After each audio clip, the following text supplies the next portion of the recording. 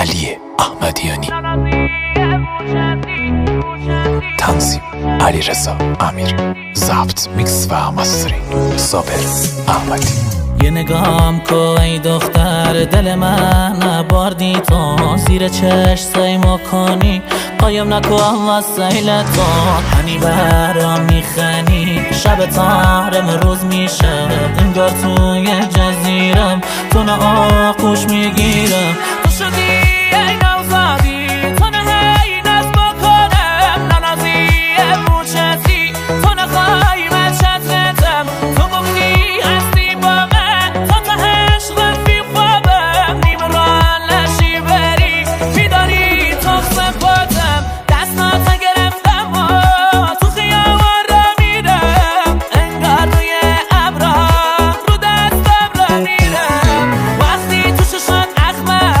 تیر میکشه این قلبه، طرز نگاه من رود از اون روزهای قشه، تا نمیرم نمیفهمی قدر قلب تو، چرخ گردون نمیذارم تو دل میمشی تو، کشتی منم با اشاره رو سفید چی تو، سیاه نکن وقت بچارم رو حساب تو.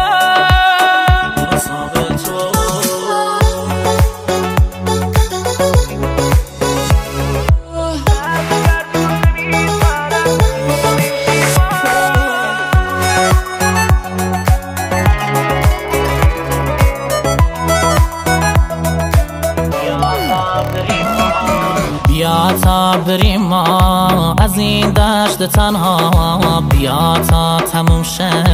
تیک تاک ساعت ها، افسرده شدم مریض گوشگیر هریز، شدم یه شاپرک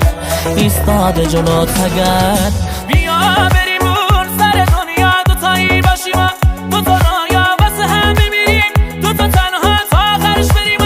رو به دریا، قفل دل من با دل تو، جفت دل تو با دل من، گریه شده کار دل تو، خنده شده بار دل من.